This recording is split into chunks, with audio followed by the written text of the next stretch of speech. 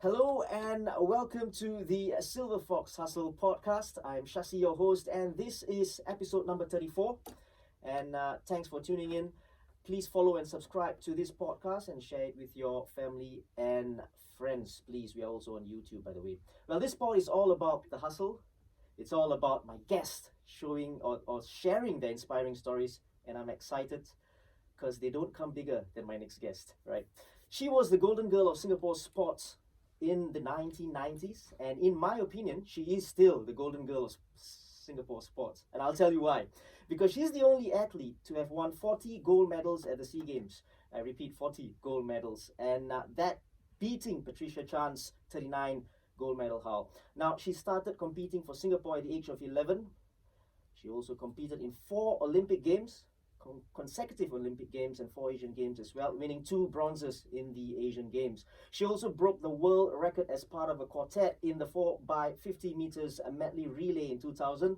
She won many awards and accolades: Sports Girl of the Year, 3 Sports Women of the Year awards, and many more, obviously. She was also a non-elected nominated member of parliament from 2009 to 2011. She can just do it all.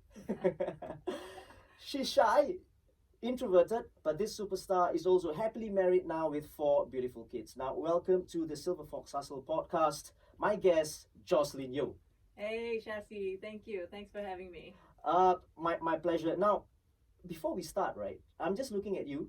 Yep. Right, I'm looking at you after all those years of retirement. You retired in 2007.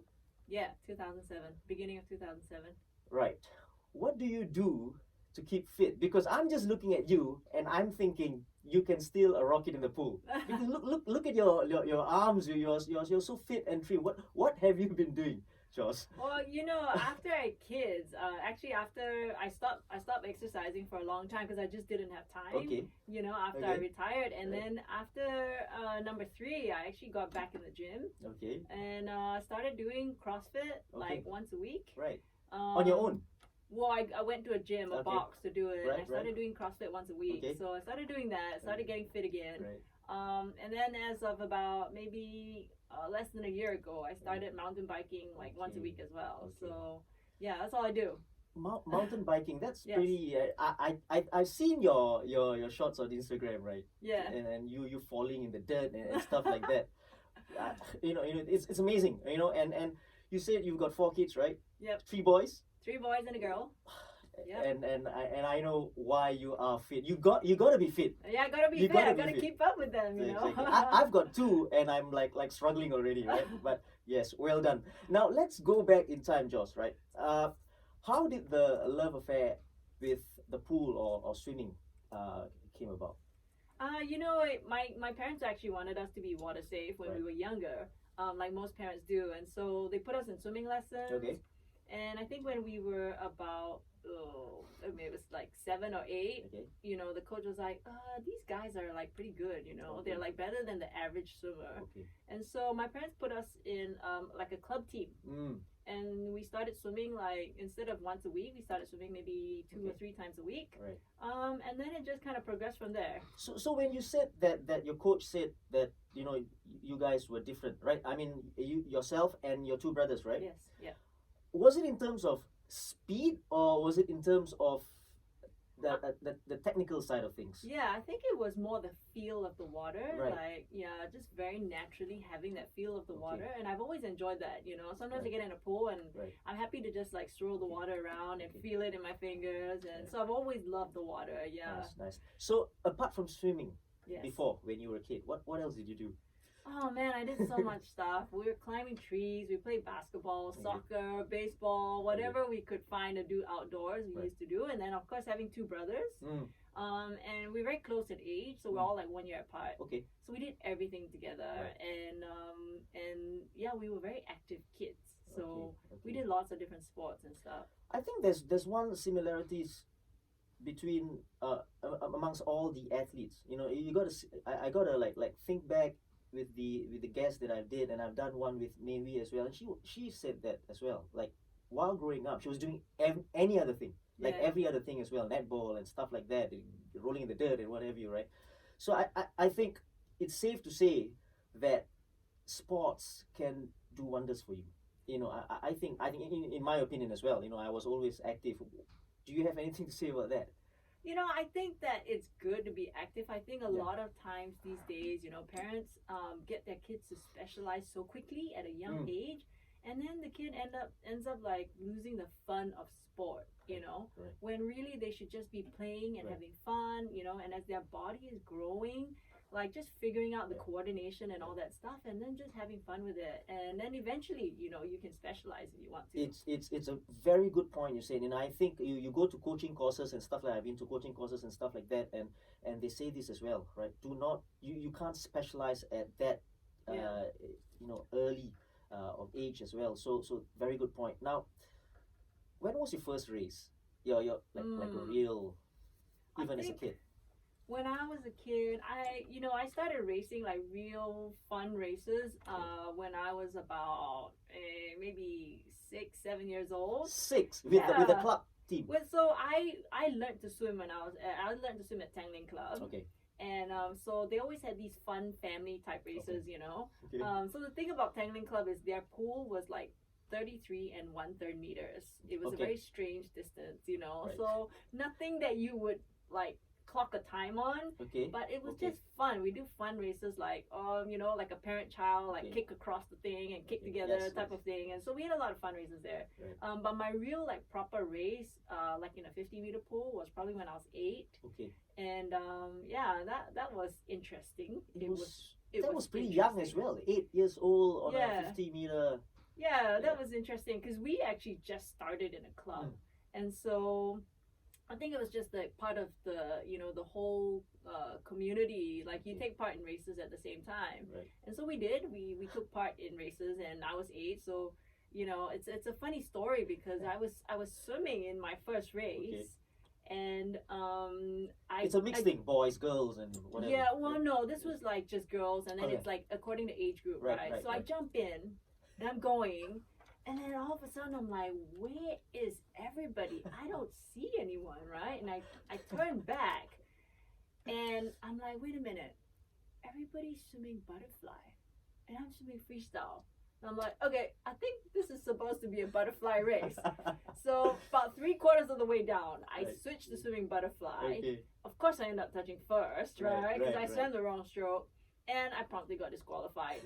Couldn't understand why. Ended up bawling my eyes out. And my mom's like, you kind of swam the wrong stroke here.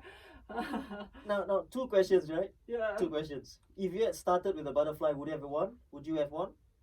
Remains to be seen. I don't know. Question number 2, right? Age 8? Yes. When you did that? Yeah. Now, to do like a freestyle and butterfly as well, that's difficult. Yeah. At that age, right? Yeah, I agree. I mean, I think that not a lot of 8-year-olds can swim butterfly. And so I think again, it just for us, it boiled down to just having really good feel of the water and being very natural in the water. And so we picked up the strokes really fast because at that time I had only just joined a club. I was just going from like swimming once a week type of thing. So you just answered my next question actually. You must have been a natural in terms of and together with your brothers, of course, right? And is that a norm with all the swimmers, especially the swimmers that made it big, right? Like Pat Chan and what have you, right? Yeah. Is that a norm? Like, would you say that all of them are natural to begin with? I think that everybody has different levels of natural talent, I think, but having a feel of the water is something that you can pick up as well. Okay. Because it's hydrodynamics, right? It's learning how you move water. Okay. And I think it's important to have a feel because swimming is very touchy feely kind of a sport. Yeah. I understand. Who spotted you? In terms of not the one when you were 6 or 5, who actually spotted you and said it right that this girl could be special? Yeah, I think look, when I was 8, I joined a club. At that time it was called PAYSC, which is now kind of defunct, right? But the coach there was he was a pretty well-known coach, Ki Soon Bee. Okay. And so, he'd gone through enough national swimmers and everything to be able to spot something. And he kind of took a liking to me, and he's like, yeah, this girl can swim, you know, she can swim, and let's see where she goes. But when I started, you know, I was this really skinny little girl, and I couldn't get through the 2-hour session without having to get out halfway because I was always freezing. I would be shivering and I would be so cold. But he just stuck with it, you know, he was very patient with me, and then he just encouraged me along, and I think that helped. Right. Now, you also said that you were responsible for choosing to swim competitively. You were the one, not, you know, being pushed by your parents because your parents saw you as someone who's good at swimming and then pushed you. I mean, you see that a lot. Right? Where parents say, oh, you're not going to do this. Yeah, you're not going to do anything else. You're just going to put all your eggs in one basket, right? But you said it that you chose it. Why? Why did you choose it? Or was it because you love swimming, or? Well, so you know, when I was, so this is interesting because I made the national team very early on. So started in a club when I was 8, and actually made my first national team when I was 11. And by the time I was 12, I was going to my first SEA Games, and you know, they have the media or whoever else had touted me to win like 5 gold medals. You know, which one? The first one? The first SEA Games that I went to at 12, and I came back with like two silvers and 3 bronzes, and I got hammered in the papers. You know, like, oh, she's underperforming, and she didn't do well, and that was really hard for me because firstly, I'm 12 years old, you know, and secondly, I'm at my first SEA Games. And nobody at that time helped me to deal with the media. So it hit me really hard, and I was really hurt. And I told my mom, I don't want to do it anymore. Like, this is too stressful, and I didn't sign up for this. And, you know, I just, right? You were 12. Yeah, I was 12. Yes. You know, probably 6. I was 12. And so, I mean, I had a coach at that time that I'd gone to swim with, and he's actually Australian, but he was based in Hong Kong, and I'd gone to Hong Kong to train with him, like for a month, and he was somebody else as well who felt that I had a special talent or a special ability. So he actually, when he heard this, my mom told him that I'm quitting swimming, right? He flew down from Hong Kong to come see me in Singapore and just to sit and talk to me. And I think it helped. What's his name? Sorry. His name is Bill Sutton. All right. Yeah.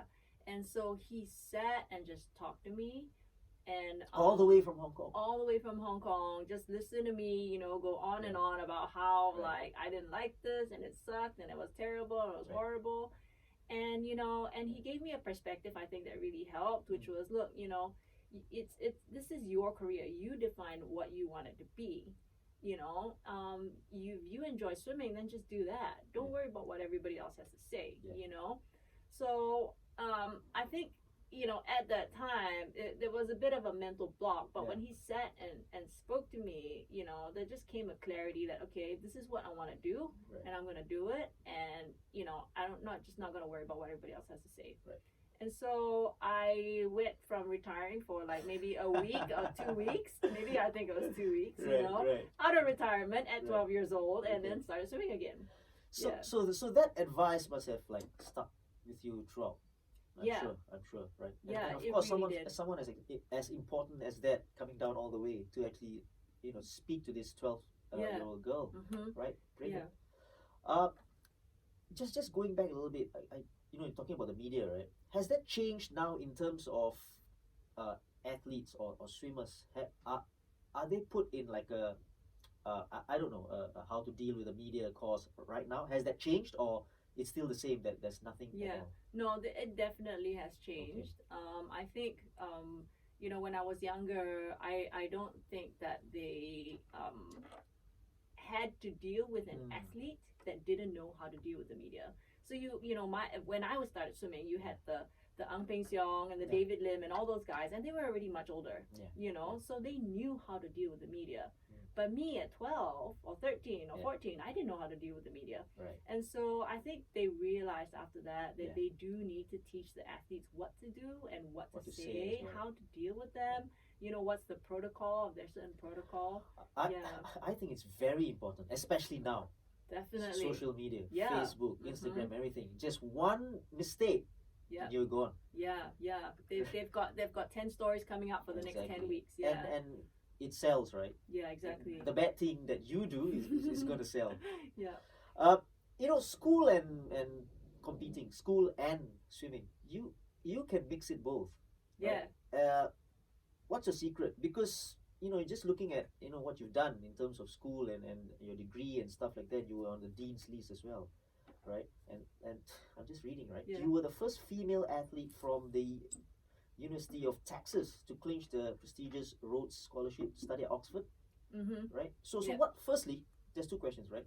Number one, what's your secret? Like, because this is very important. Yeah. We listeners who are listening in, students or whoever, right? Or even parents, right? Yep. Who says no sports, only study. Yeah. Or so what do you have to say about that? Quite honestly, I think that being in sport has helped me with my studies because I made a choice to swim, and a lot of times people think like, okay, if you're gonna do sport, you have to like sacrifice your life to like do it, but really the perspective that I took was that no, I chose to be an athlete, and this is the life that an athlete lives.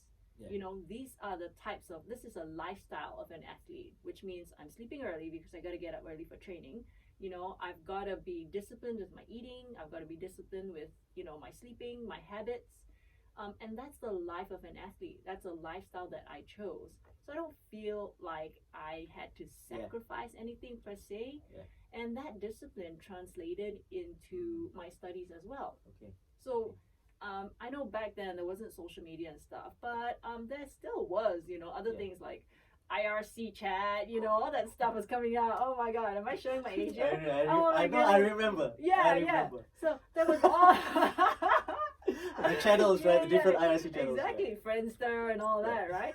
So Napster. Yeah, I know, right? So there was all that stuff, that could have been a distraction. There were friends that like going for midnight movies, and I'm like, I can't do that, And it's making those choices. When did you decide this? Like, as in, like you said that you chose it, right? So at 12, did you say that? Did you come up with all that, like the responsibility? No. I think at 12 I knew I wanted to swim, but when I was a little bit older, like maybe when I was about 15.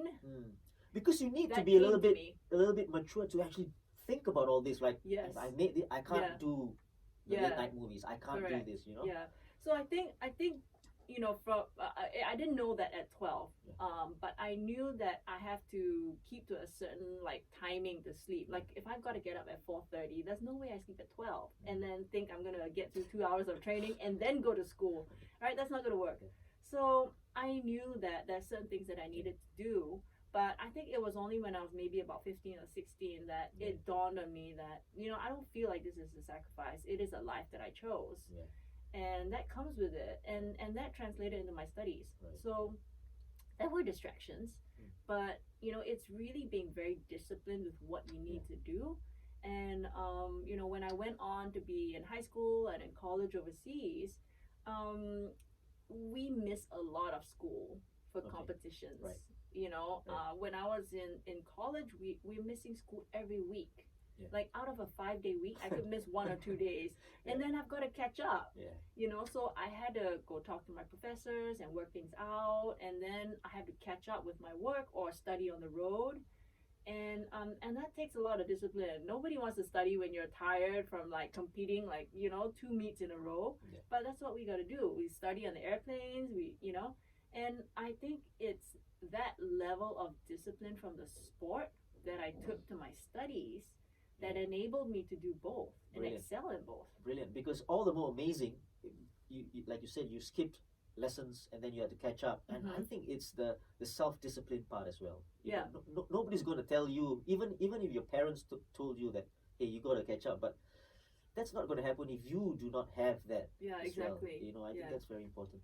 The next question is, why decline the Rhodes scholarship? Yeah, so I mean, the Rhodes Scholarship thing was amazing. I think it was amazing to get it in the first place.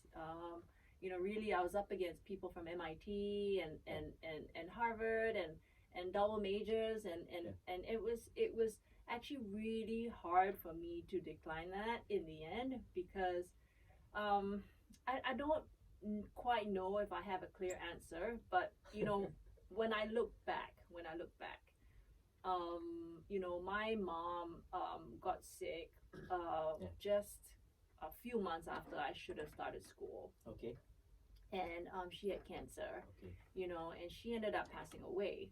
And when I look back, I think, you know, I would not have traded that decision for anything because I actually got to spend the last 2 years of her life here with her instead of the 2 years I was going to take at Oxford, where I would have never been around, you know, and I'm not sure I can live with that regret for the rest of my life, you know, so I don't really have a clear answer, but I know that it all worked out the way it should have. Fell into place? Yeah, it all fell into place, And I always believe that things happen for a reason. Yeah, exactly. So, you know, I'm really glad. I mean, you know, my mom did everything for me and with me, you know, throughout my whole career. She really, you know, was one of those self-sacrificial kind of moms that would do anything for their children. And so I'm just glad that I had that time with her. Nice. Yeah. You got called up when you were 11, like you said, right? For the national team, I mean. How was that feeling, the call up that, I'm wearing that flag now? Yeah, so that was quite interesting because at 11, it just, you know, I was just like, all right, well, okay, we're going to go swim for Singapore, you know. And it didn't really, I didn't realize how major the competition was until I got there. Okay. And then I realized, like, oh my goodness, these people are so much bigger. The first competition was the Asian Games, wasn't it? It was. At 11? Yeah, at 11, yeah. And you know, and they were so much bigger than me, and they were massive. And I thought, oh my goodness, like this is a fast meet, you know. And then I realized that out of everybody that's representing Singapore, it's just me. So like in this event, right? So I'm like, okay, all right, you know. And then I realized the responsibility or the weight that comes with it. But yeah, when I first knew that I made the team, it was a bit like, okay, you know, because we go to so many competitions, right, throughout Southeast Asia, and it's just like, yeah, it's all right, just another team, but it didn't really hit me until I actually got there. Amongst those, at that time, your teammates, right, who did you actually look up to? Because you're young, 11, right, and you went out with your teammates and all. Who did you really look up to and, you know, discipline wise, you know, I got to be like this, you know. You know, I think that as a whole, I looked at all of the swimmers on the team as my seniors and people that I can learn from. There were many different personalities, and some of the older ones were a little bit more nurturing than the others. Please give me some names. So we had a couple of girl swimmers that were older. There was a girl called Ling, and there was another girl called Pek Hong. And so these two were probably a little bit more patient with me. You know, the rest were like, oh, who's this newbie? Like, you know, you go settle your own stuff. But yeah, they were really patient with me, and they used to just kind of take me under their wing, which was really nice. And you know, I actually had like other people from other sports, and they were like, oh, who's this little girl, you know, like coming on the team. Like Kenneth Tan from cycling, he was one of them. Melanie Martins, hockey. Yeah, she was one of those who'd be like, hey, you know, who are you, like, what you doing? And so it was kind of nice. Nice. I felt like I was taken care of. Yeah. Now you were the fastest in the breaststroke event. Amongst the ladies in Singapore. That was probably, I think, maybe earlier on when I was younger. Okay. At 11, right? Yes. You were the fastest. Wow, I don't have anything to say about that, right? But I'm just picking out those stats, and that's amazing. At 11, right? Yeah, that was when I was 11. Yeah, that's why I made the team, because I was the fastest. So is that your like favorite event, your pet event? It was not actually. Yep. I started actually swimming all events. Okay. And I was probably better at like butterfly, freestyle, and breaststroke. Right. And I think in the butterfly and the freestyle events, there was more competition locally.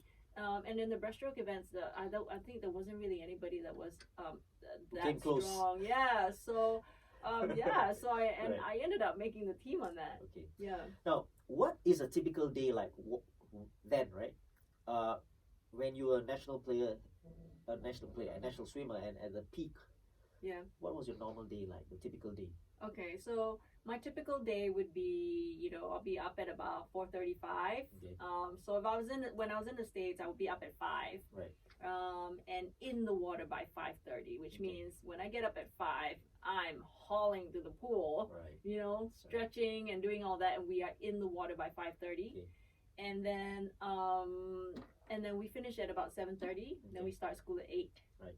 So I've got classes usually from 8 or 8:30 all the way until 1:30. Right. And then I have lunch and I start gym at 2. Okay.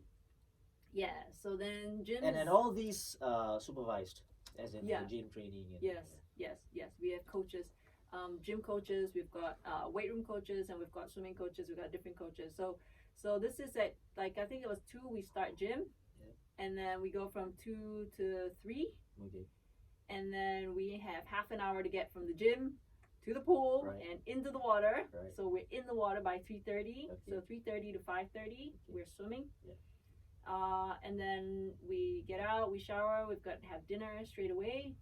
So usually dinner is about 6:30, and then after that we just do our work. School and stuff. School work, and sometimes if you need it, like you can actually get like tutors from the student care center. Okay. And then you would do it at that time. Okay. And then be back in bed by 9:30 at the latest. Okay. So that's an everyday thing for. Yes. When's your day off? So we did that like maybe 6 days a week. Okay. Yeah. So you usually get Sunday off. Right. It's typical for swimmers to actually do that, isn't it? Like the morning thing, the 4:30 thing. Is there a reason why? Like. Well, I think generally the culture for swimming is that we train twice a day. Okay. And why can't you start later? Because of school. Because of school. Yeah. That's the only reason. That's the only reason. Okay. Yeah. So and then you need a break in between. So then we've got to go to school, right? So you do it before you go to school, and then you do it after you go to school. Right. Yeah. So is there a time when you woke up and you say no? Many times? Oh yeah, so many times. And then I think about my coach yelling at me and kicking me out of practice, and I'm like, okay, no, let's get out of it. Let's like move, But yeah, it's tough. Yeah. I can't say I wake up every day raring to go. That's really hard to do. Okay. But I think that if you have your goal in mind and you have that in front of you, when you have those days, you learn to push through it. Yeah. If I quit every time I didn't feel like doing it, oh my goodness. I wouldn't have gotten all those medals, Right. Yeah. Understand. What did you hate most about training? Besides waking up in the morning, right? That might have been the worst. The second one. Oh man, I'm not a morning person. Okay, after like 17 years of waking up at that time, I still never got used to it. Really? I'd sleep in if I can, yeah. Okay, but there's a difference, right? Between waking up, not wanting to wake up, and performing well. So do you perform well in the mornings, as in terms of the timings or what have you? Yeah, well, I get going. That's fine, I can get my body going. Okay. But I'm not very talkative in the morning because I'm just not a morning person. Right. So I just get in, I train, and I'm not like, I don't get in the pool and be like, Rrr. I'm like, oh man. Are there anyone noisy at 5:30 in the morning in the pool? Oh yeah, there is. Who? People who are like morning people. Who? I had so many. Teammates, like I had so many teammates. I mean, my teammates in the States, even those here, I have people that are morning people. They get up and they're talking. They're like talking nonstop, and I'm like, okay. Was May like that? Not really. Okay. Yeah, she was quiet. She didn't talk that much in the morning. But oh man, but I don't know if that was for other reasons. Okay. But yeah, so morning was hard, and then the cold water. Yeah. So when I was at Cal, we trained outdoors, and it was freezing in the winter. freezing, and this is Northern California, so it's very windy as well. And you start at the same time? Yeah, same time, 5:30. We are in the water, and so we would get all our clothes off and then just sit there with our parkas on, our huge parkas, and we sit there, and listen to the coach tell us to set, and then we watch the clock count down. And and we time it so that we just throw the parkas off and jump in the water. But it's so cold coming out too, because you're dripping wet, and then it was hard, cold stone floor, and it was so cold that it was painful just to walk on the floor to get to the changing rooms. I always hated that. You said this before just now, like a few minutes ago, like if you really want to do this, you don't see it as a sacrifice, right? But this is professional sports. This is what you do. This is what we have to do. It's the sacrifices, right? You gotta, as footballers, for example, you gotta play with the knocks and stuff. It's an everyday thing, right? So people need to realize that it's not just fun and games, and you go out there and you get your medals and you come back and everything's happy, right? You gotta think. People see the 2-minute race that you do and they think, she's won, but they don't see all the effort that goes on behind the scenes. What do you love most about training sessions, especially? When I look back, honestly, it's really that time that I had in the pool, and pushing myself and pushing my teammates and us growing together as swimmers and as people. That really, when I look back, I feel like that helped me a lot as a person, grow as a person, and it's something that I wouldn't trade for, because it's translated into my life today and what I'm able to do and handle and everything else. But it's really, it really grew me, and we went through some tough times, even days where you're crying until your goggles are filled with tears, right? From winning. Right, from winning, And you've got your teammates who are there to like kind of push you through, and then days that they're having a bad day, and then you're there to help pick them up and move them along, and just that sense of being in each other's lives and impacting one another and helping each other get better. Like for me, that was very memorable. Speaking about your teammates, right? Who were your best mates in swimming? So when I was in college, I had a few of us that were closer. There was a girl called Wen, and she was actually Thai. She was Thai. I actually knew her as a kid. Like we grew up like competing against one another, and then ended up going to the same school. So she was a year older than me, but we were really close. There was another girl called Ellie Overton, and she was Australian. And I competed against her too, actually one Commonwealth Games I lost the bronze to her, and I was really cut up about that one. And then there was another girl called Marilyn. She was Canadian, and also we were also really close. So I had this little group of us that we were really close growing up. Do you still keep in contact? Yeah, I do. Nice. I do. Now, with all the trainings, the competitions, the wins, the losses, of course, the disappointments, and what have you, right? What did the sport teach you? I think, really, I think the sport taught me that, nothing goes perfect in life.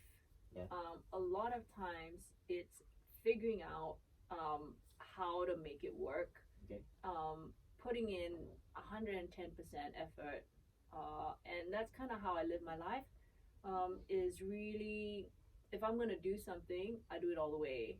It's like mountain biking, right? Your love now. Yeah, my love for mountain biking. Like, I picked it up because it's challenging enough for me. If it's not challenging enough, I find it boring. So it's challenging enough for me, but I think it's one of those things where I feel like it makes me better. So last year I actually had a fall. I had a bad fall, and I like broke my finger and dislocated it and like all kinds of things, right? And then people are like, so you're gonna stop biking now, right? I'm like, no, that's not how it works, right? I mean, because just because you fall doesn't mean you stop. I'm gonna find ways to get better and not fall again, And that's how I live my life. If I stopped at every race that I lost, oh my goodness, I would have quit at like 8 years old. Nice. You know, Nice. so that's not how I live my life. And I think that's something that sport has taught me is give it your best shot. You know, you take what you can from it. You surprise yourself. At the end of the day, you walk away either having challenged yourself and grown as a person, as an athlete, or whatever it might be. And you walk away with something you never had at the start. And I like what you said in terms of you gotta follow what you started. You gotta go through. You gotta see it through, right? Yeah. And I think that's very important as well. You know, Yeah. just do it right. Yeah, exactly. Do it right. So it's quite interesting. Like, you know, I think it was last year or 2 years ago, right? Our washing machine broke down, and I'm like, oh, I can fix this. All right, I can fix You this. can? Yeah. I'm like, I can do this, right? Like, come on. And so I told him, he's like, no, just get somebody in. I'm like, no, I can fix it, right? Seriously. Oh yeah. Right. So I sat there, like I watched a ton of videos, and then I sat there, right? And I took apart our washing machine, and my husband just looked at me and he was like, all right, I'll just be prepared and buy a new one, you know. Yeah. So I took apart the washing machine. I took the drum out. I fixed the part. I did everything, and then I put it back together, right? And it worked. And it works. Wow. Yeah, it worked, and it still works. And you know, and that's the thing, right? Take that. Yeah, it's like that's my approach. Is like, well, give it a shot. All right. I don't know how to fix washing machines, but I'll learn. Wow. I'll figure it out. I'll try. You know. You know, I'm loving whatever you just said, but not the washing machine. I will never ever do that. I will never ever fix a washing machine. No. You never know. I didn't know how to fix a washing machine. I just watched a ton of YouTube videos and figured it out. Wow. Brilliant. Now let's move forward to the SEA Games, right? Yeah. 40 goals and what have you. Was 1993 the best, or the most memorable? I think 93 was the most memorable for me. Okay. You know, just because I think it was in front of the home crowd. That was special. Like having all my teammates that I trained with that pushed me in training, you know, there to actually see the fruit, you know, and feel like they contributed a part of that. And having my family there, that was really awesome. Nice. Yeah. Most disappointing one? Man, it's hard, you know. When I think a lot of times when I think of what was the most disappointing, it's really hard for me to just say it was this one thing, because I look at every loss or every meet that didn't go exactly the way I wanted it to go as an opportunity for me to learn from it and to get better. So I don't necessarily see it as a bad thing. I'd say, okay, well, that was a wake-up call, or you know, that didn't go right and something needs to change. And then I grow from it and I get better from it. So was it bad in the end? Maybe not, you know. Nice. So it's a different way to look at things. Yeah, and that's really how I view it. Yeah. Nice. 40 goals, right? Yeah. Nobody's done this before. Nobody's done this before. And did you realize then that you actually broke a record when you hit that 40? No? No idea. I think, you know, it wasn't like medals, like the number of medals that I was chasing after. I think obviously the media pulls out those numbers and those stats, but it's not something I was aware of. I think until after the fact. And then they told me, and I'm like, oh, all right, okay, cool. Still just the normal you, right? Yeah. Those are just medals. Yeah. But I think what's the self-satisfaction, you know, comes from within. You know, it's not the tangible medals. Yeah, and stuff exactly. Like that, Really, for me, it's the journey. It's the journey getting there. That's what's memorable and what I take away. Yeah. Do you still keep those 1,500 medals? You know, they are somewhere. They are somewhere. Yeah. Because, you know, my mom used that. My mom used to look after all that stuff for me. So she, you know, she put it somewhere. So I think it's in storage somewhere. Right. Yeah. Now, we spoke about that, the 40 medals and stuff like that. Did it come to a point when you thought that it was a little bit too easy for you, like winning? No, I think you know, I feel like I was always kind of kept on my toes. We had different people coming up, and even you know, here in Singapore, I think towards the end of my career there was Tao Li, Yeah. And she was coming up fast too, Okay. and she was swimming, some similar events that I was swimming. Right. And so, I mean, even just that Right. kept me on my toes, Okay. I think for me also at the SEA Games, it was always the challenge of having to swim multiple events. Right. So, most people will swim like one or two or maybe three events, and I usually end up swimming like 9, over a span of 5 days. And not much time rest in between as well. No, there's not much time. Yeah, and then it depends on which days your events fall on. Also, Okay. some days I can have one event, some days I can have 3. Yeah. And so for me, it was also that challenge and learning how to manage that. Having to swim multiple races in a day, manage the media in between, manage my energy levels, manage your whole like psyche, and then having enough energy for the whole competition. It's so complex, right? Mm-hmm. Especially if you don't do well for this race, and then you got to pick yourself up for the next one. Yeah, so mental. It's so mental. Right. Yeah. What kind of an athlete were you in terms of like before a race? Were you the quiet type with headphones on, or were you just relaxed a little bit? Yeah. So I think for me, I tended to get a little bit more nervous. So I tend to be just chill and relaxed kind of person. I didn't really need to like kind of psych myself up. Right. I think I got there quite naturally. So I was like, yeah. So I tended to just want to just chill a little bit more and relax and stuff. Yeah. The Olympics, 4 consecutive games as well, and the only Singaporean to do so as well, right? 4. Now the first one in 1992, you were 12, 13? Yeah, I was 13. 13, right? Yes. What was the feeling like? The Olympic Games. No. Yeah. Every athlete wants to do that. Wants to be there. Yeah. To at least just be there. Yeah. So I think when I was 13, again, the Olympics are run. The way the Olympics are run is that they have a qualifying time that's set by FINA, which is the international governing body. And so FINA sets a time. They've got an A cut and a B cut. And so at that time, I made the B cut for some of the events and ended up getting picked up to go. Right. So I'm like, all right, we're going, So that was pretty interesting because, again, I was really young. I mean, I know the Olympics were a big deal. I watched the 88 Olympics. I watched Biondi and Nesty and all those guys and loved it, right? I watched it on TV and watched it over and over again and loved it. And so I knew for sure the Olympics is definitely the big thing. And but I think there was no pressure for me like going in there. I knew that this is like it's first Olympics, right? I'm still young, and it's what can I learn from it? Like how much can I get out of it and learn from it, and then take that back and get better. Now, over the 4 games, did you ever expect to win? Yourself, I'm not even thinking about the media and what you got to say, right? Yeah. But you yourself. I think for me, my goal was always let's see how close I can get to winning a medal. Right. I definitely wanted to make finals. Right. I think for me that was a goal for me. Okay. And if I could get close to winning a medal, great. Right. But for me it was always like, okay, let's I definitely want to make it to finals, be top 8. Right. Yeah. Were you disappointed after the 4 games that you did not? Yeah, I think to a certain extent I was. I feel like maybe my best chance would have been at the 2000 Olympics, and again it was not something that was within my control in that sense. Right. So why do you say so?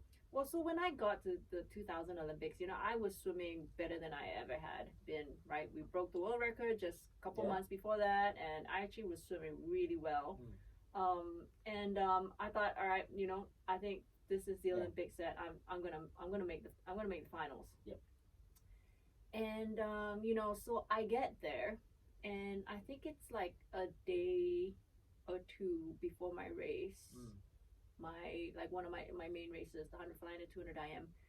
And my brother was there, my older brother and my mom, they were there, right? And then suddenly they're like, hey, we need you to come over to our hotel and we need to have a chat with you. And I'm like, what? Like, what's the deal, So I did that.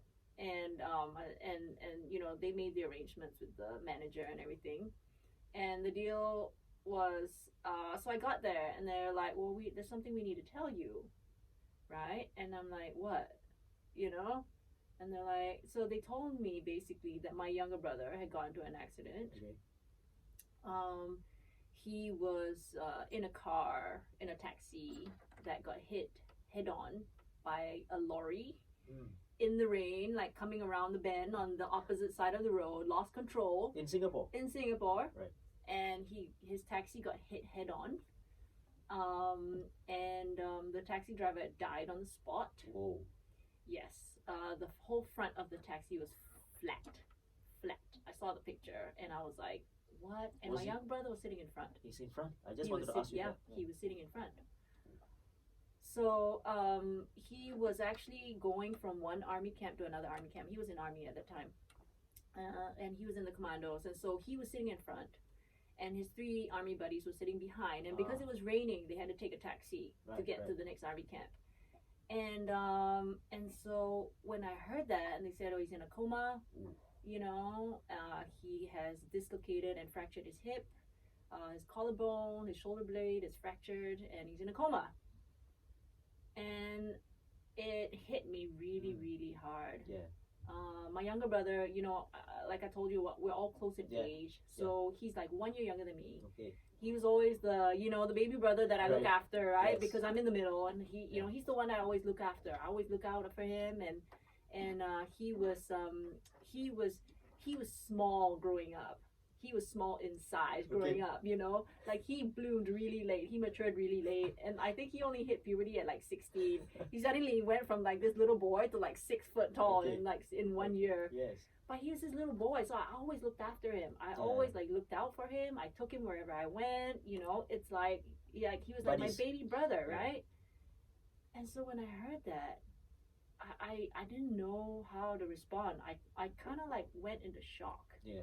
I couldn't say anything. I couldn't, you know. So the reason why they were telling me was because they wanted to keep it. They wanted to keep it from me. Yeah. Till after my races. But I was on the way to the pool, and the media had caught wind of it, obviously, because my brother was a national athlete as well. Right. He was a national triathlete. Okay. So they caught wind of it, and they were going to ask me about it in my media interview later after training. And so before your races? Oh, yeah. Okay. And they tried to convince them not to say anything, but the media wouldn't have it. And so, you know, my mom and my brother, and they felt like it's better that I hear it from them than I hear it from the media. And so they told me, right, because they felt they didn't have a choice. And that really hit me. And I kind of almost went in like zombie mode. I couldn't think. I couldn't process my thoughts. I couldn't process my emotions. It was really, really hard. I didn't want to swim. Right. And then my coach was like, you're here, man. You kind of have to swim, you know? Right. And I'm like, I couldn't process anything in my head. So did the media actually ask you about that? They did. During... Yeah, they did. Okay. They really did. And what was your answer? I said, yeah, I just heard about it. Yeah. Right? Yeah. And you know, they're like, how do you feel? And I'm like, well, I didn't quite have an answer, right? I'm like, I don't know, you know, I just heard it. Yeah. So that was really hard for me. And I have no doubt that, you know, that affected my performance because my head wasn't in it. Right. It wasn't in it. It's my brother's life versus like swimming a 2-minute race. Like that was just not even, there's no comparison, you know? So I feel, you know, that would have been my best chance. Yeah. But it's unfortunate how things went. Yeah. Over the 4 games, were there any criticisms? Oh yeah. In general, like from the media or whoever, right? That you did not at least bring back something. Yeah, I think that there was, you know, but there always is. Of course. And I think over the years, as I grew older, I came to realize and to understand that, you know, the media want to write something. I think part of being a national athlete is that responsibility that you have to the media to talk to them and to do all that. And, you know, they want to write a story. They have to write a story. Sometimes it's unfortunate the angles that they choose to take because I think that they could write a better story, but who am I to say that, right? But yeah, so I think I came to accept that that's part and parcel after some time, and they will criticize if you don't meet expectations. On hindsight, right? With all the changes that's taken place in terms of training, sports science, what have you, everything else, right? I think it has changed. Obviously, for right? sure. Do you think you would have gotten something with all that changes that have gone through sports science and everything, right? Do you think you would have?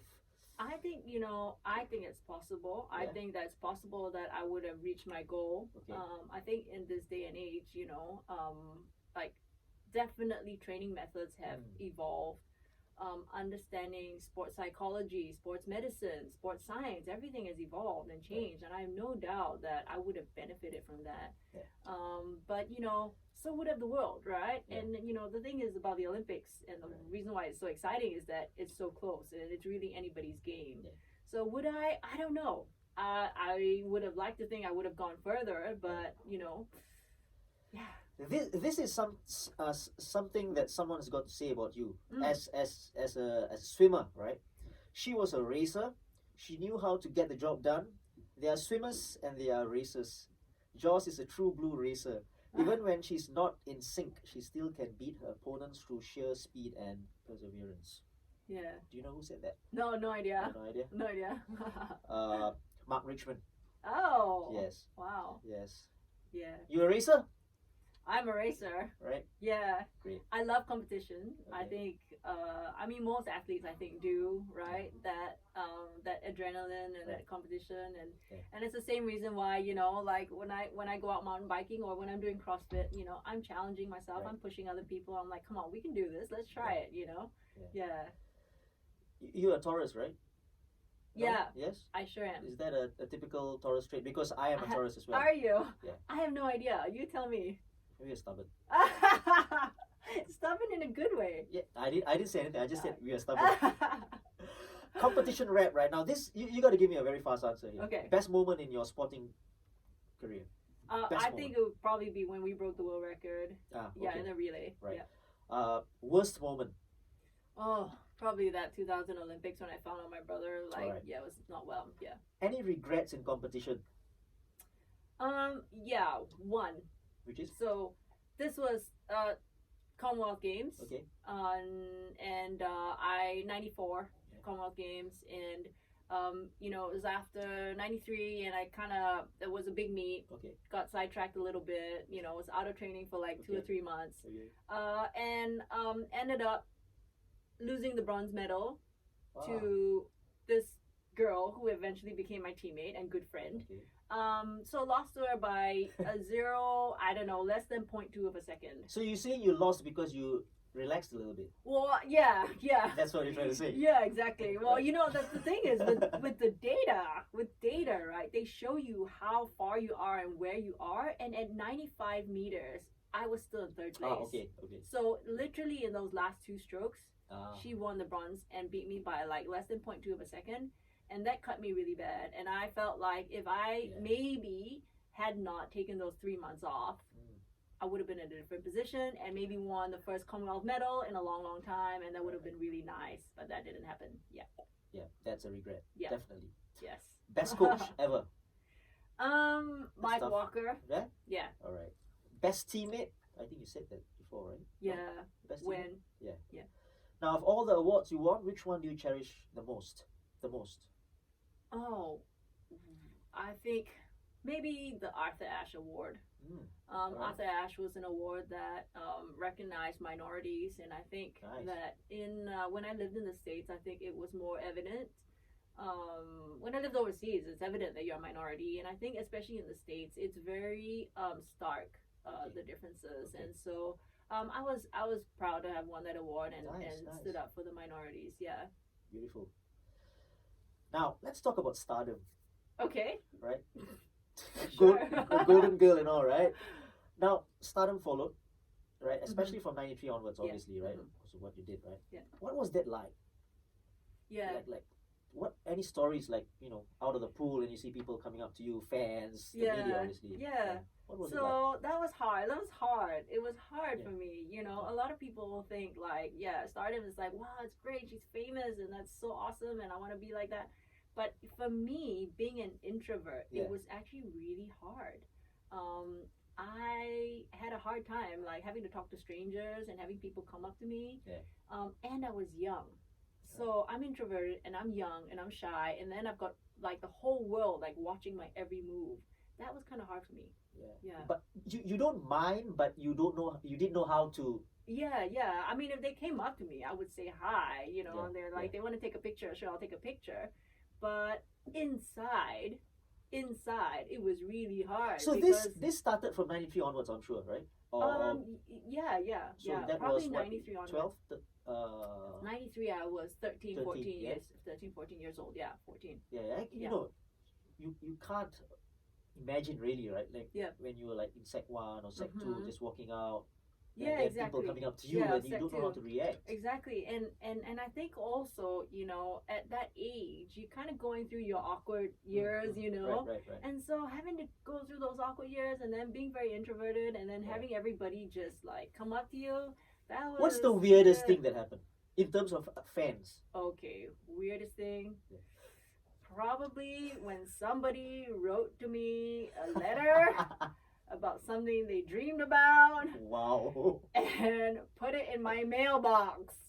They know where they knew where I lived. That was scary. Right. There was no stamp. I'm like, wait no a minute. Stamp. There was no stamp on the mail. There was no stamp. It was in my mailbox. In my house. So did you move house right after? No. Oh, that was really bizarre.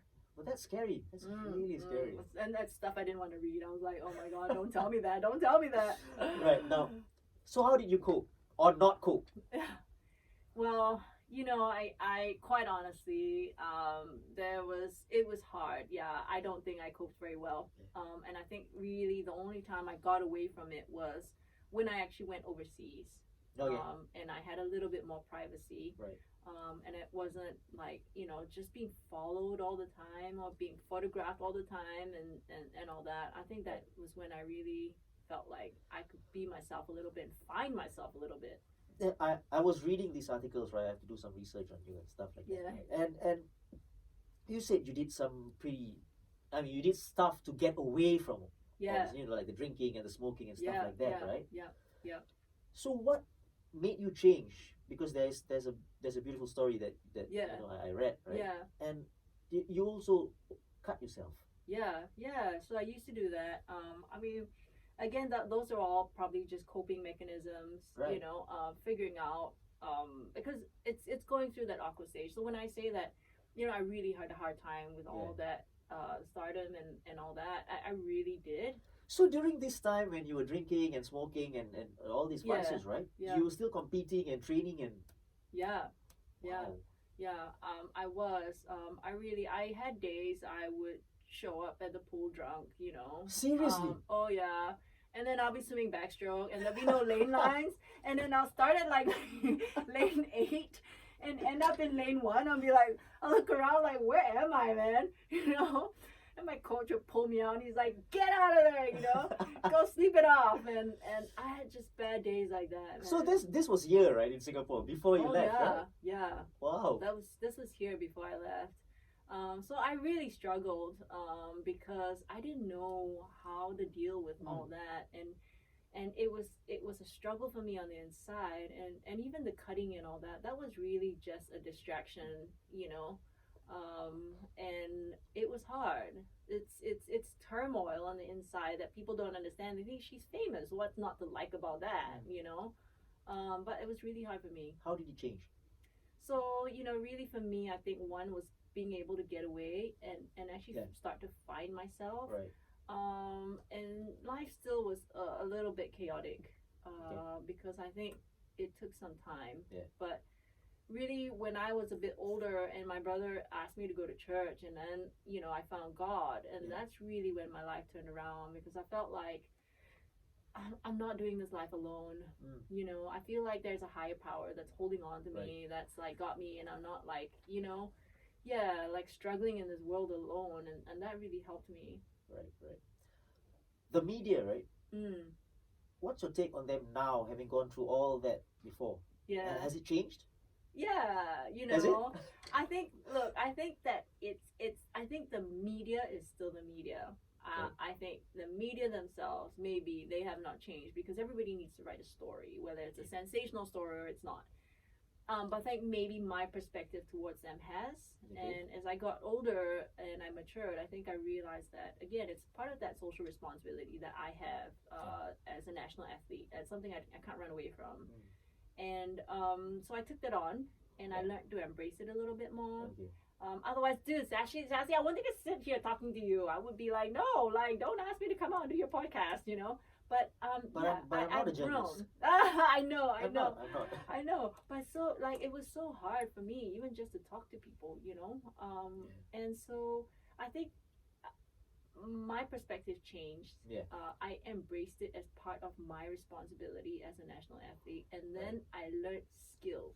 Like, how do I deal with it when they ask me this or they want this? Like, how do I deal with it, right? So and then I learned to manage it. Yeah. So you would handle it differently now, on hindsight, right? I'm sure.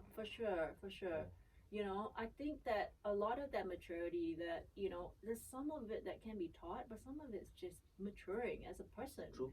When you're 12 or 13 or 14, there's only a certain level of maturity that you have. You kind of just have to grow into it. It's just like, a little boy wants a beard. You can't force it to come out. You just got to wait until you're the age your beard comes out, Yeah. Thanks. I love the beard, by the way. I love Thank it. you so much. Now, the Hall of Fame. Mm-hmm. Now you're just moving on ahead, right? The Hall of Fame. Your thoughts are not being inducted so far. Look, seriously. Yeah. I find it weird. Yeah. I find it really weird. It's so weird. Yeah. Why? Look, I don't know, I didn't even know I'm not inducted in the Hall of Fame. Like, all this stuff was not even known to me until like somebody brought it up, and I'm like, oh really? Like, I don't know, I don't think about these things. I don't think about sport like, oh, let's go for this award or this accolade, right? And I think, look, they've got their own criteria, and I still do not know, but that doesn't matter. Okay. I still do not know at this point. Right. But I think that, look, that must obviously have a certain criteria for you to be inducted into the Hall of Fame, and there was somebody that asked me, like, so, apparently you don't meet the criteria, and I'm like, okay, well, what do you want me to do, but yeah, so it doesn't bother me. It really, seriously, it doesn't bother me. It's just, if I'm in it, I'm in it. Yeah. If I'm not, I'm not. It doesn't change me. It doesn't change who I am. True. Because for me, really, it's not my identity. The awards that I win, they don't define me. They don't define who I am. If I get it, sure, it'd be an honor. It really would. Yeah. But I don't take that lightly. Yeah. But at the same time, it doesn't define or change who I am. Nice. So, whether I get it or not, I'm not gonna fight for it. Yeah. Did you read the article that came out about this? I think I did, but I don't remember a single thing about it. Okay, I'll just go through. Sure. So, this is what your friend said, right? Maybe. Okay. 40 goals qualifies anybody to be a super athlete. She was also offered the Rhodes Scholarship, which shows she isn't a dummy. She is also a former NMP. So what else does Joscelin need to marry into royalty? Wow. That's what she said, right? And this is the legend Ang Peng Siong, right? Said this is what he said about you: dominant and untouchable. Her legacy as a golden girl is well deserving and should rightfully be honored in the Hall of Fame. That's it. We end it there, right? Because I think Hall of Fame or not, you are still the golden girl. Brilliant. Yeah. Now NMP. Yes. How did that come about? So that was interesting. Yeah. Somebody asked me to the listeners, right? For the listeners, right? Yeah. What is an NMP? So an NMP is a nominated member of Parliament, and when Parliament sits, they have a group of NMPs that represent different areas of society. Okay. Some could be from the arts. Some could be from different. They come from different sectors. Right. And so for sports, they usually have a representative. And I was asked by the sports sector if I would take up this role. Okay. And so I agreed because I think firstly I'm sure they've gone through different people criteria. Like I don't know criteria. I'm sure they've gone through different people, Yeah. and who to ask, and for them to actually come down to asking me, like I felt that was a responsibility and also an honor, and so I took it up. Yeah. Right. This was from 2009 to Yes. 2011. Yeah. Yes. Yeah. So how was that?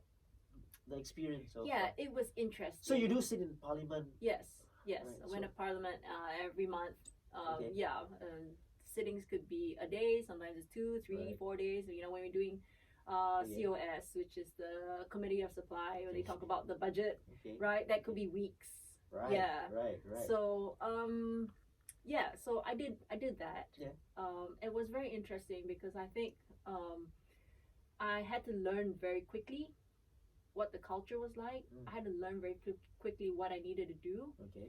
And unlike a lot of them, I had to write my own speeches. So it was like, okay, well, at first I had to go and do all the research like on my own and do all that. And I was juggling a new job, and so it was not easy. But I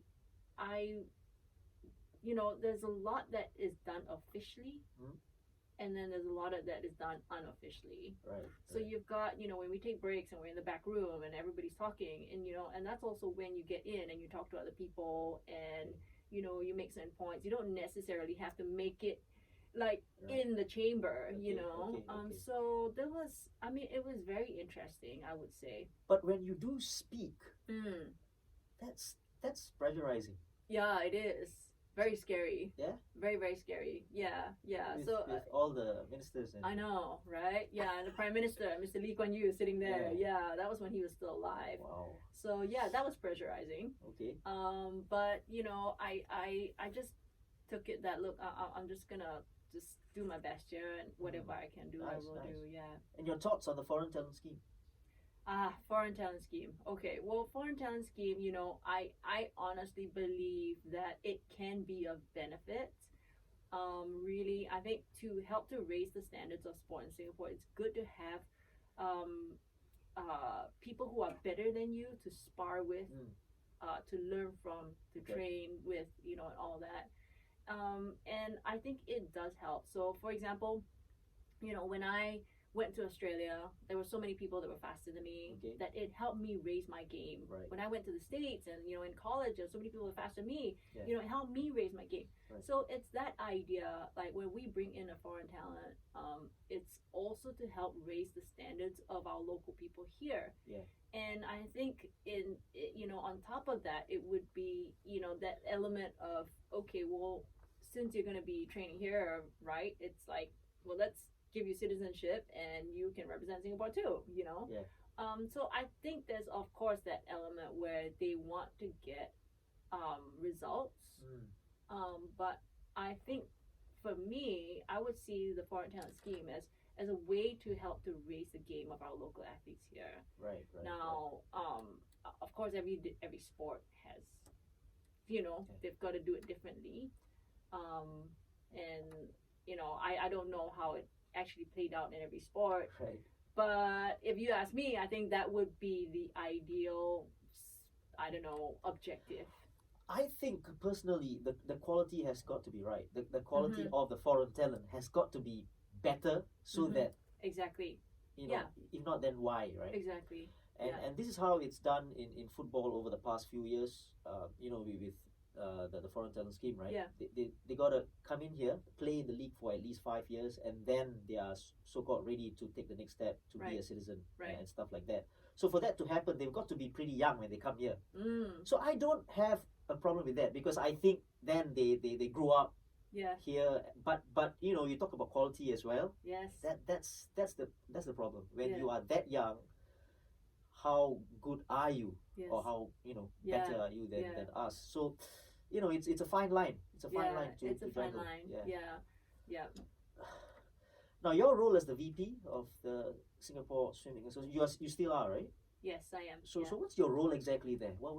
So the Singapore Swimming Association oversees 5 different sports. There's swimming, open water swimming, right, diving, synchro, and water polo. Okay. And so the way the structure is set up is such that we have a president and a secgen, and then we've got four different VPs. Okay. That oversee the 5 sports. So I actually oversee swimming and open water swimming. Right. And so because it's like kind of like your area of specialty, right? Like if you ask me to look over water polo, I'll be like, I don't know, or synchro, I'll be like, I'm not sure what's going on, you know. So I oversee the sport of swimming and open water swimming. So how's that been like? Yeah, it's been good, you know. I think I've been asked in the past to take on this role, especially when I retired, and it was something I was not ready for.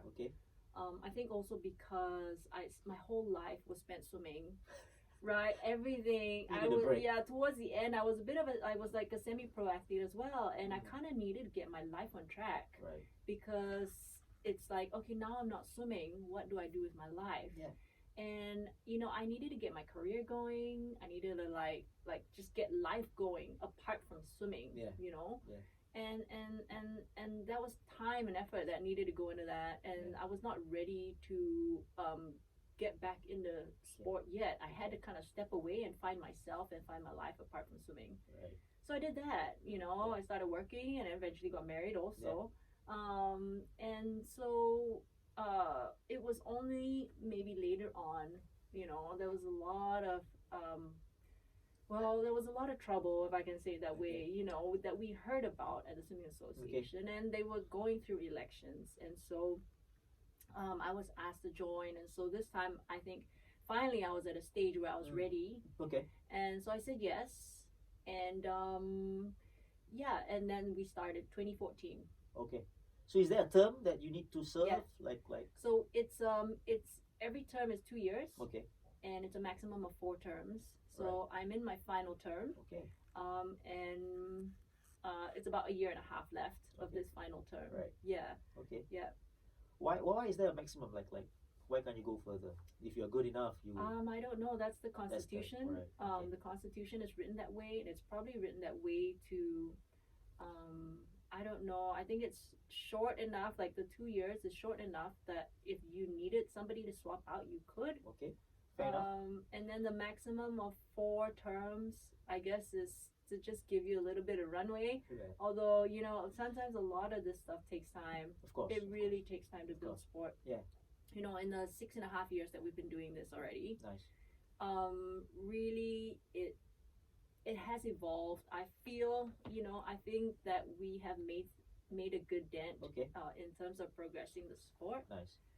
If I walk away today, I feel like, okay, I think that I've made an impact, and I think even every term, I don't take it for granted, you know, even if there's nobody that's, you know, running for the position, I ask myself, right, am I still making an impact here? If I am, I'll continue. If I'm not, I'll step away and somebody else do it, you know? And it's nice that you're giving back, right, to the sport. That you love, right? And I'm doing it because I love the sport. It's been such a big part of my life, and I want to see it change and grow, and you know, and for a different pipeline of swimmers and to come up, and not just that, but to have the structure to be able to have that pipeline come up. I just, speaking about swimming, I suddenly thought of this question, right? It's a yes or no answer. That's it, right? Yes or no? Is there going to be another gold medal winner in swimming at the Olympics? Yes. Thank you so much. Now, the present and the future, right? Tell us about your role in the New Creation Church, and what keeps you busy generally nowadays. So right now I'm a counselor. I work as a counselor in the church, and I counsel people that call in for that need to speak to somebody. So that's what I do now. But when I started, I didn't do that. When I started, I was working with youth. And I enjoyed that. It was something counseling as well, or no. What started with counseling youth, and then it progressed and it grew, and then I ended up doing a lot of things. Very wide range of things. But you know, I worked with youth because it was again that sense of wanting to impact lives, and youth are like wet cement, you know. They're at that age, like when I was younger, like trying to figure things out and trying to, like, you know, figure your life out and what you're about and where you need to go. And I wanted to be able to help them walk that journey as they walk through that journey themselves. And that's why I started working with youth. That was my passion. That was something that I was really passionate about. Great. So I started doing that. Yeah. But after my second child, you know, it was just a little bit too much in terms of intensity and what it demanded of me. And I couldn't keep up just because it's so fast paced. It's so intense. And then I've got 2 kids, and I wanted to be able to spend time with them also because my husband's schedule was fairly demanding. And I didn't, you know, just and it's not right or wrong, but just personal value. I didn't want to have to farm them out to like a childcare center and all day. He's a pastor as well at the he church, is. So we didn't want to do that, you know. So for me to be able to do that with my kids, you know, at least until they're older, I had to take a step back, and so I moved back into counseling. Not youth, just anybody from the church. And that schedule was a lot more manageable for me, and yet still fulfilling. So And your kids, the girl is number what? Number 4. Oh, the last one. Yeah. Nice. 3 boys and a girl. So she's the pampered one. My goodness. Right. Look, so she, you know, we're like, everybody's like, oh, she's like gonna be the princess of the family. I'm like, oh no, she's not the princess. She is the queen.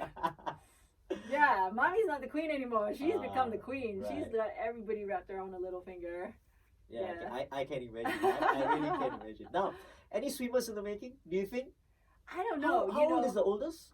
So my eldest is 9. 9, right. Yeah, 9. so 9, 7, 5, and 3. Okay, wow. 9, 7, 5, and 3. Nice. But my eldest is 9. My second one, the one that's 7 and 5, they are quite athletic. Okay. They're quite athletic. Okay. Yes. Right. My second one is very he picks sport up really fast, and he's got that stubborn streak about him. Okay. You know, which really actually used to frustrate me. Right. It really used to frustrate me. But because he would be so stubborn about something, right? Okay. Until one day I realized that he's you. Yeah, he's me. This boy has makings of a champion. He will sit there and he will do it until he gets it. And I'm like, you know what? Then when I realized that, I'm like, okay, then I need to figure out how to channel this fire and this stubbornness and make it positive, make it work for him, right? You know, and so it was when I realized that, I stopped being frustrated with him, because I was like, you know what? He could be really good at something if he wanted to, because he just gets down and he just drills down into it and he doesn't let go. Right. You know, which is actually really good. Yes. So so my second one is like that. He's very athletic. He's very coordinated. Like, he picks sport up really fast. Right. Yeah, from a young age I could see that. My third one is very strong. Okay. And he's built like a tank. Oh my goodness, you will not believe it. This boy is thick and he's strong. I mean, yeah. So, and he's very determined also. Okay. So I don't know. I mean, how about the queen? The queen is just cute. Oh my goodness, I don't know. It's a little bit hard to tell for now. She's only 3. Nice. But yeah. Now, where do you see yourself in 5 years? Oh man, this is a tough one. Yeah. You know, quite honestly, life changes so quickly. You know, if you just take last year for example, nobody expected COVID. Nobody expected all the things that you needed to deal with. I didn't expect having to be stuck in my little house with like 4 kids and not being able to go out and like, you know, for months. Yeah. Right? And trying to figure out what to do with them. Yeah. And you know, we've got a flat, and it's not like I've got space they can just run outside and play. We're not even allowed to go to the playground and play. You know, so life just changes so quickly. And I try not to foresee things too far. And rather I'm a kind of take one day at a time kind of a gal. Yeah, because you just never know how things turn out and how things go. And honestly, I also have so much to do all the time that if I think about everything that I needed to do, I would just stop moving. It would get so overwhelming. I think it's better to take one, you know, instead of just, and then you get stressed out as well. Exactly. You get way too stressed out. Well, Josh, finally, right, one final question. And any advice for young athletes? Not a swimmer, but any athlete, because I think that's the best person to go to is you, right? Coming up the ranks, winning gold medals, and the stardom and the media and what have you. Any advice for them? Yeah, I would say, look, sport is something that really teaches you and it grows you. It's something that requires perseverance, but do it because you want to do it. And if you choose to do it, then give it 100%. You're gonna have good days, you're gonna have bad days, you're gonna have days that you fail, and there's gonna be days that you win. But they all add and contribute to you as a person, your growth as a person, and it will eventually translate in a life. I look back today and I think about, okay, well, how do I manage 4 kids and the house? I have no helper, how to manage 4 kids and the house and work and my volunteer roles and do all that. And not everybody has that capacity to do that. And I boil it down to really my years as an athlete and learning how to just dig down, learning how to be focused and disciplined and doing what needs to be done, not getting overwhelmed, just taking one thing at a time. Yeah. And that capacity from within and that strength from within to just get it done, So it does translate in a life and how you live your life and what you're able to do later on, your value add, that intrinsic stuff that you're not going to get from just, good grades. That intrinsic stuff that you're not going to get just from like, oh yeah, I got this cert, and there's so much more that it adds to your life. So don't back away from it. If it's something that you enjoy doing, right? Take the good and the bad and roll with it, because it will impact who you are eventually in a good way. Yeah. Class. I might just have to. This has got to be the last episode after that piece of advice, because that right just epitomizes what this podcast is all about. Right? It's about the hustle. It's about working hard, the underdog spirit, the attitude, having the right attitude. And Joscelin Yeo, thank you so much for being on the Silverfox Hustle podcast. I truly appreciate your time. Obviously, with the 4 kids and whatever you're doing, you didn't need to do this. So thanks for being here. Yep. And really appreciate it. And good luck for the future as well. Thank you, Shasi. Thank you for having me.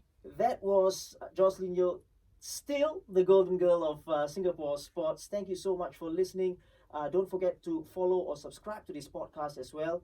Click on the follow and subscribe on the various podcast platforms that you're listening into. And don't forget to share this podcast with your family and friends. Now, till the next episode, the hustle beats talent when talent doesn't hustle. Nice. Wow. That was cool. That was